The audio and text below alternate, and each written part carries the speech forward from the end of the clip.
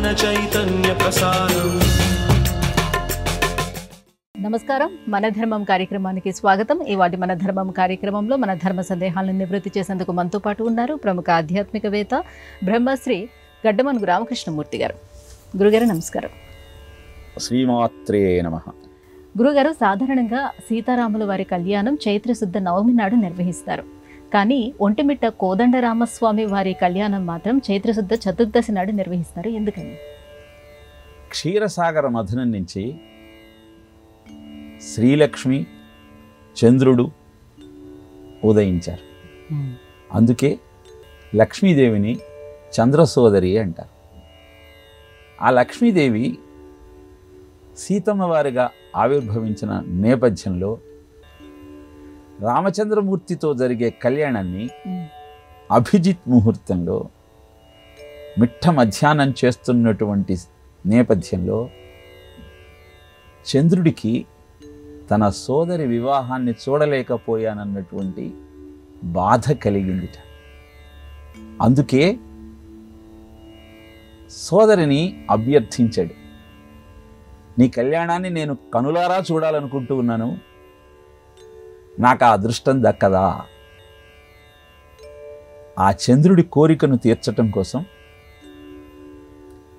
చతుర్దశి నాడు కళ్యాణాన్ని నిర్వహించి పౌర్ణమి నాడు రథోత్సవాన్ని జరుపుకుంటూ పండు వెన్నెలలో ప్రమోదంగా అద్భుతమైన ఆ ఉత్సవాన్ని నిర్వహిస్తారు ఒంటిమిట్ట కోదండరామస్వామి వారి దేవాలయంలో. దాన్ని ఆంధ్ర భద్రాచలం అంటారు. అక్కడ జరిగేటువంటి అద్భుతమైన ఆ ఉత్సవం కనుల పండువగా ఉంటుంది. ఏ విధంగానైతే యాగ సంరక్షణ కోసం రామలక్ష్మణులు విశ్వామిత్రుని వెంట అడవికి వెళ్ళారు, అలానే సీతమ్మ వారితో వివాహం అయిన తరువాత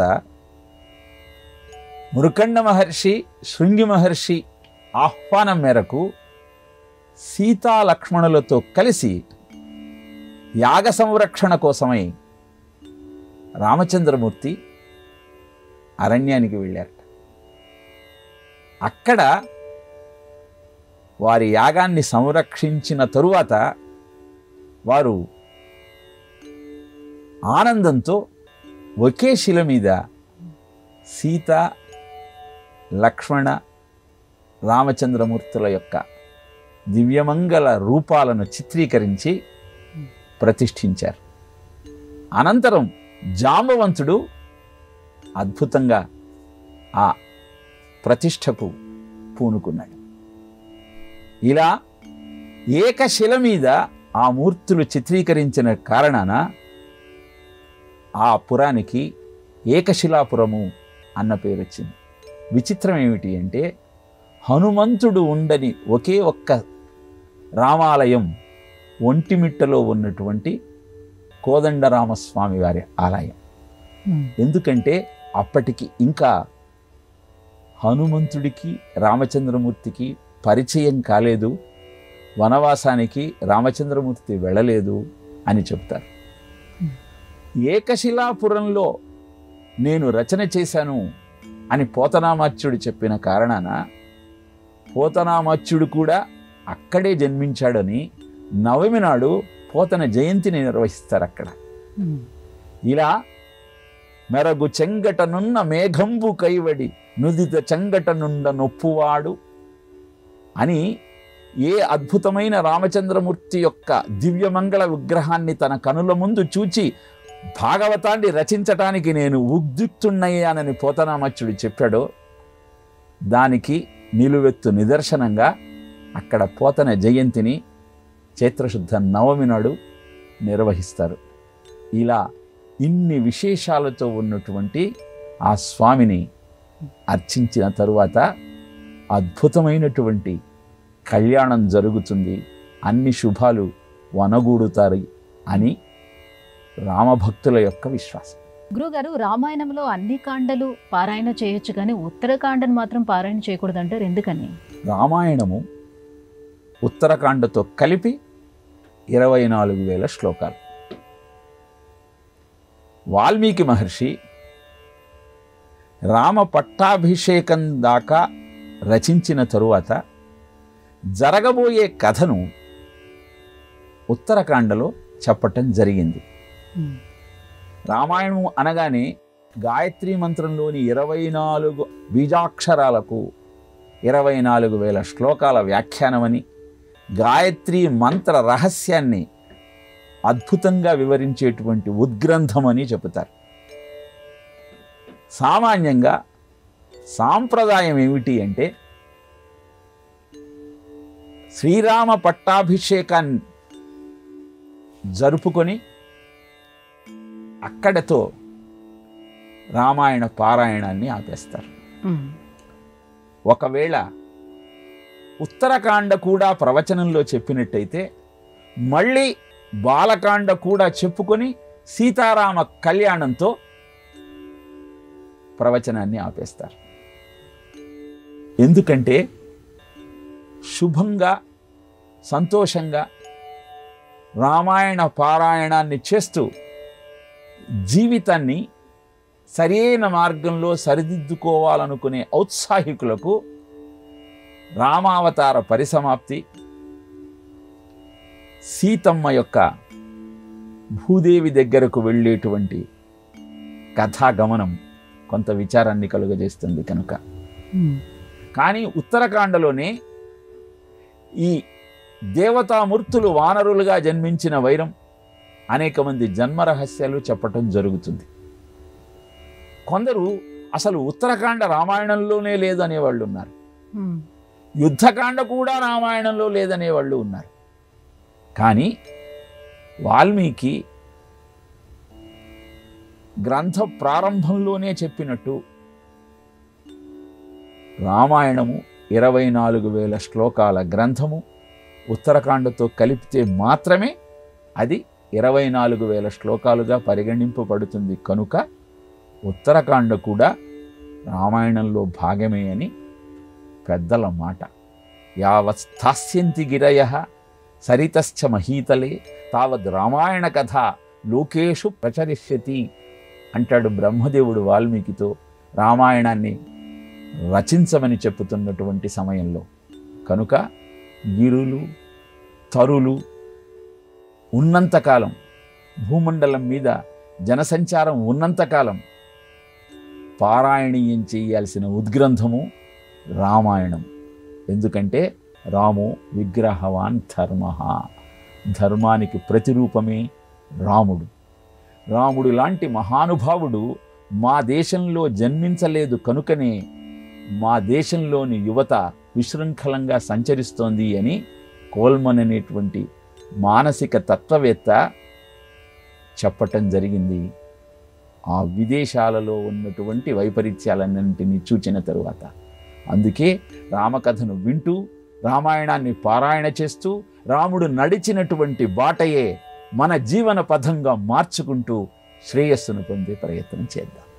గురువుగారు, క్షాత్రధర్మం బ్రహ్మతేజం అనే ఈ పదాలలో ఎంతో నేపథ్యం దాగి ఉందంటారు. ఈ పదాలలో ఉన్నటువంటి ఆంతర్యం ఏంటి తెలియజేస్తారా? భాగవతంలో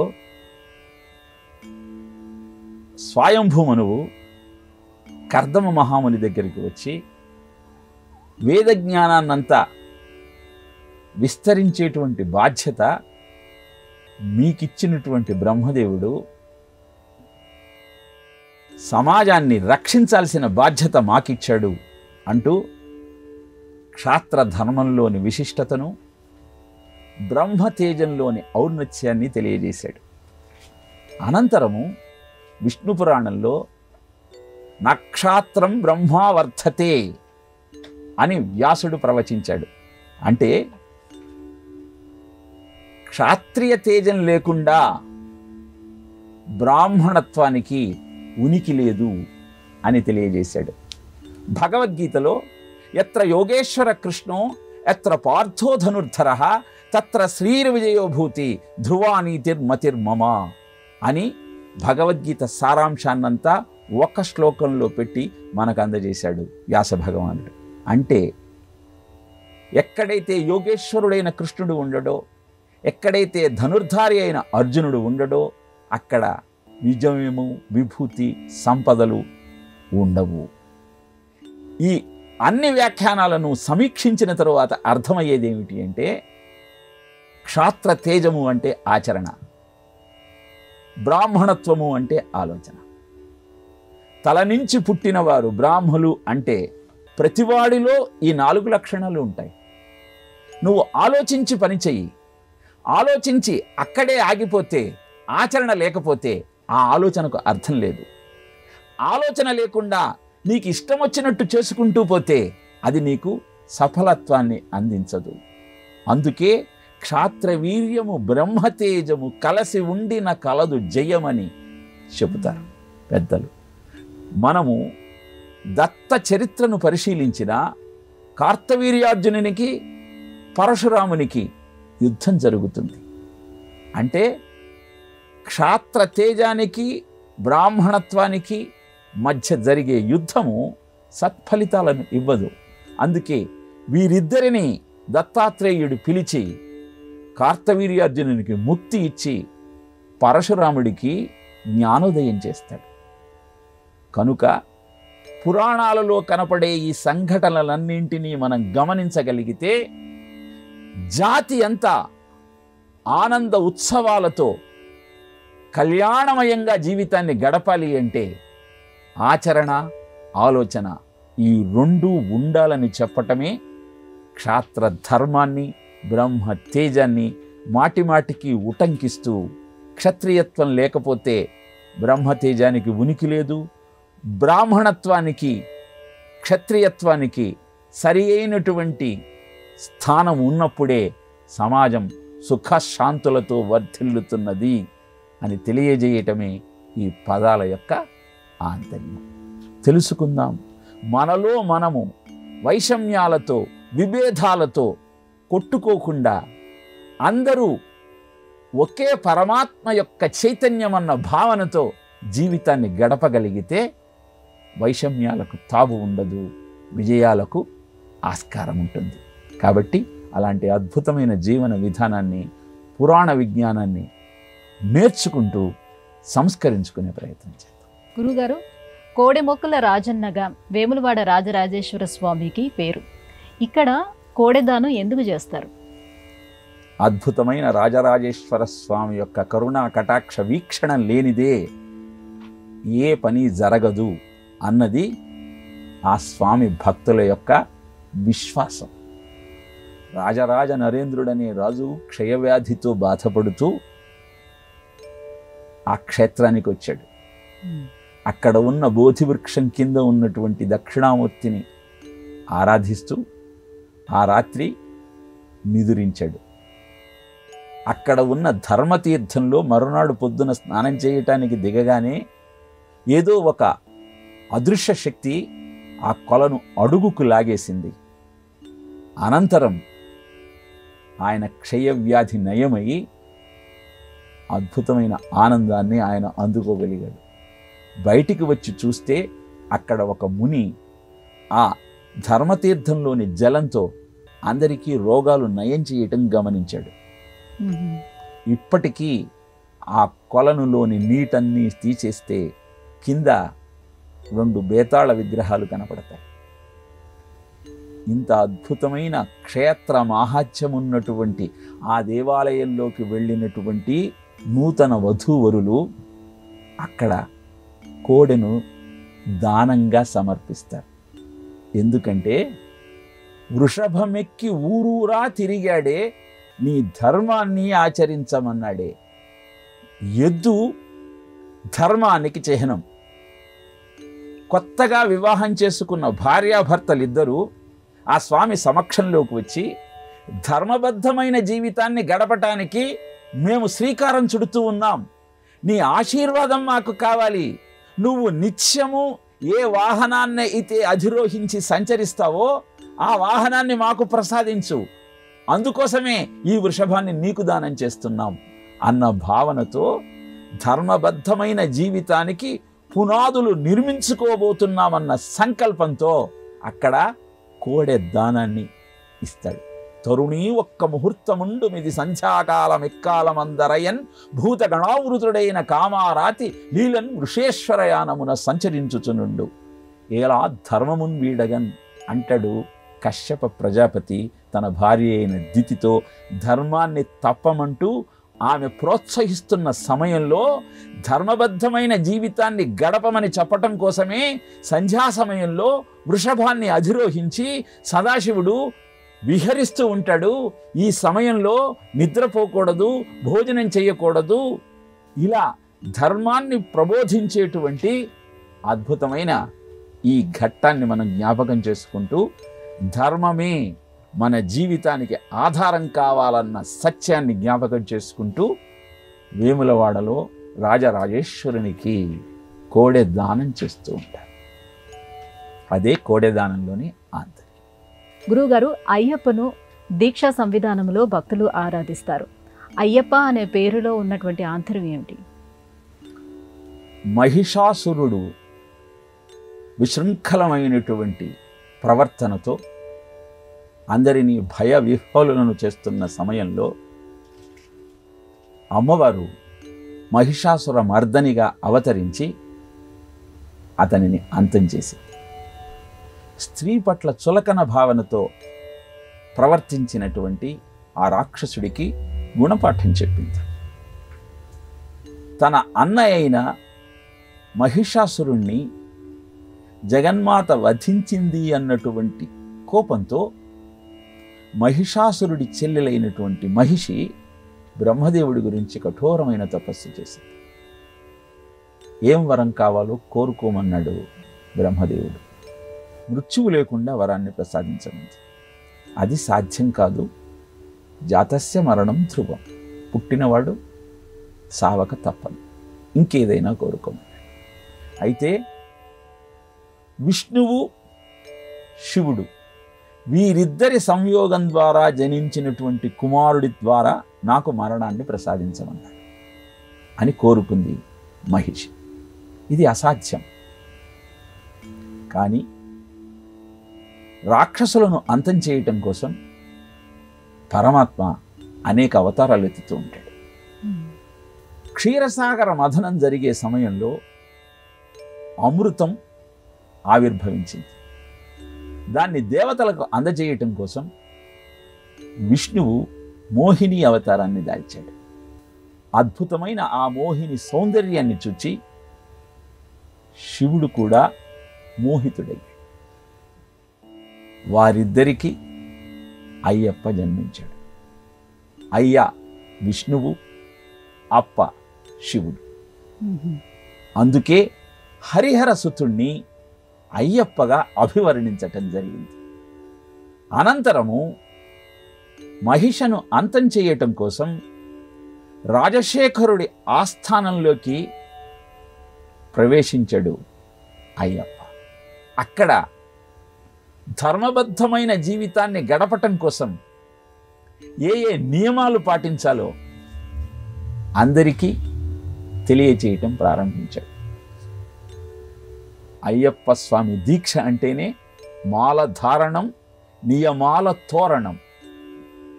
అలాంటి అద్భుతమైన నియమాలన్నీ చెబుతున్నటువంటి ఆ స్వామిని కొందరు అయ్యా అంటూ సంబోధిస్తే, కొందరు అప్పా అంటూ సంబోధించారు.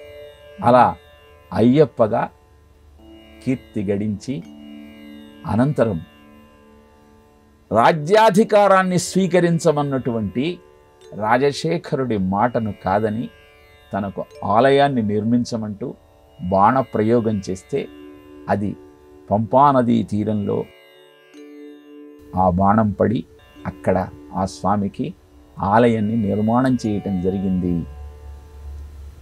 ఈ విధంగా ఆవిర్భవించిన స్వామి మకర సంక్రాంతి రోజున తన అవతారాన్ని సమాప్తం చేశాడు. ఇప్పటికీ భక్తులను కటాక్షిస్తూ కోరిన వారి కోరికలను నెరవేరుస్తూ అద్భుతమైన మాహాత్యాన్ని చాటుతూ ఉన్నాడు. అదే అయ్యప్ప నామంలోని అంతరార్థం.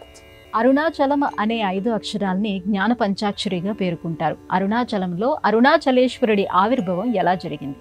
ఆ పాతాళ నభస్థలాంత భువన బ్రహ్మాండమా విస్ఫురత్ జ్యోతిస్ఫాటికలింగమౌళి విలసత్పూర్ణేందువాంతామృతై అస్థోగాప్లుతమేకమీశమనిశం రుద్రానువాకాంజపన్ ధ్యాయే దీప్సిత సిద్ధయే ధ్రువపదం విప్రోభిషించే శివం అని శివారాధన చేసేటప్పుడు ఆ స్వామిని ధ్యానం చేస్తాం. ఆపాతాళన భస్థలాంత భువనత్ బ్రహ్మాండమా విస్ఫురత్. పాతాళం నుంచి ఆకాశం దాకా ఆక్రమించుకొని ఆవిర్భవించిన తేజో లింగమే అరుణాచల లింగం.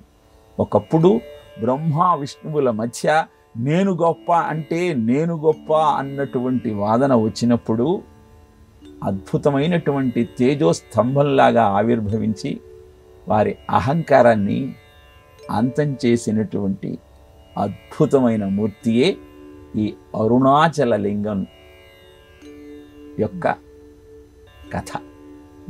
అరుణ అంటే ఎరుపు, అచలము అంటే కొండ.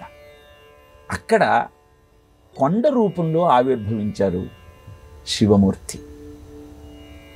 అన్న అంటే తమిళంలో పొందలేనిది అని అర్థం. పొందలేని దాన్ని అందుకోవాలి అని నువ్వు భావిస్తే ఈ కొండ చుట్టూ ప్రదక్షిణ చేయమని చెప్పారు.